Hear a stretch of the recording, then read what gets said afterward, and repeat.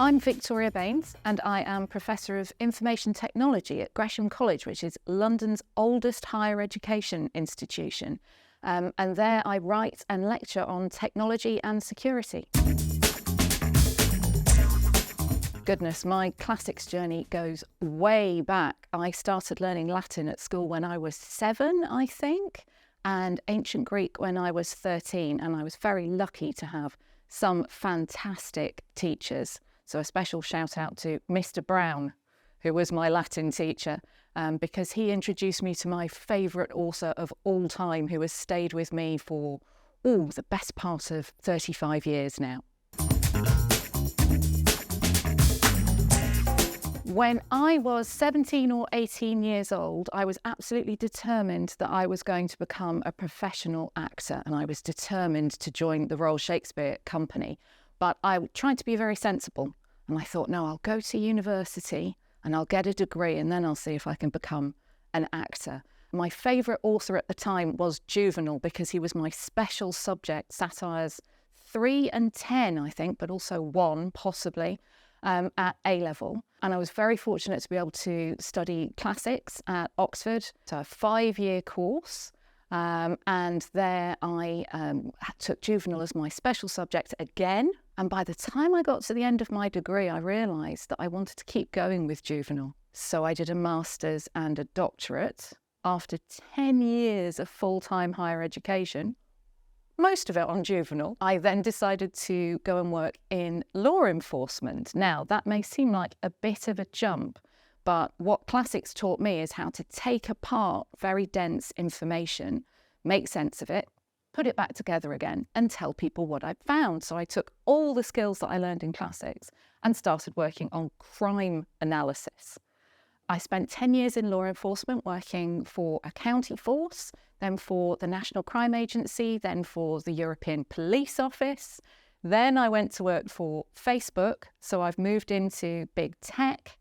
And after that, I've gone back into research, taking everything that I've learned from classics, but also my career in law enforcement and the technology sector. And I'm very, very lucky because I've been able to put all of that together. And that's what I do in my research now. I have a theory that you never stop being a classicist. Once you're a classicist, it kind of infects you in a good way, but it's something that rewires your brain.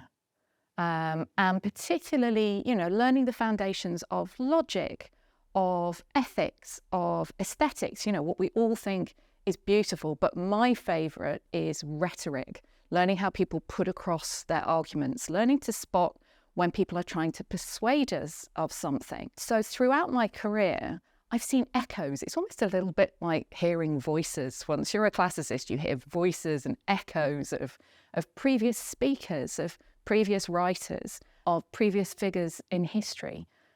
So when I hear a politician trying to persuade me that a security issue is really, really urgent, or that technology has to be feared because it's dangerous, I think, hang on a second, I've heard that before somewhere. It's that sense of intertext that classics teaches you. It teaches you how to give something a really close reading, to take it apart really intricately and then try and make sense of all of those different words and patterns. Once you can do that, that never leaves you. And so you have that questioning and investigative instinct. I sometimes say to people it's a bit like having a superpower, but it's also a little bit like having artificial intelligence. It's human augmentation.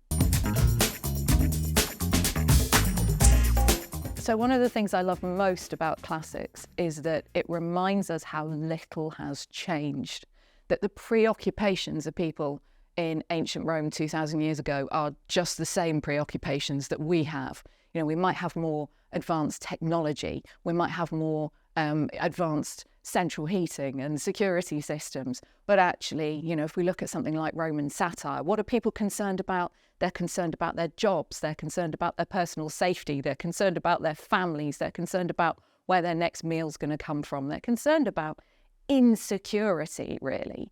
And for me, I see those direct parallels. I see direct parallels between how US presidents talk about the security threat from China and how Augustus in the Raised Guest Eye talks about his achievements, how he, made the Roman Empire secure again. It's all very making America great again.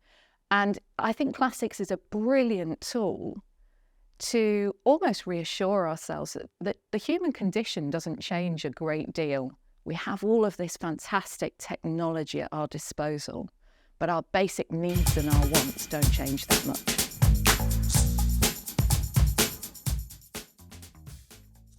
So my advice to anyone who is just starting out in classics, or they're studying classics, or they want to study classics, is don't think of classics as just stuffy old dead authors, stuffy old dead philosophers. This is about the lives of people, ordinary people as well, not just the elite who lived, yes, 2,500 years ago, but they have all the same concerns as we have, and they like to have a laugh, and they like to tell dirty jokes, and they like to go to the circus, and they like to watch sport, and they like to talk about politics. It's all the stuff that we are really, really concerned about now, that gives us joy, that makes us angry, and gave them joy and made them angry as well. And there are lots of great ways into this. We have some great historians who do TV shows, who bring all of that to life. So it's really about remembering that these aren't just abstract texts. They're not just bits of pottery. They're keys, they're clues into real people's lives. The soap operas of their day, really.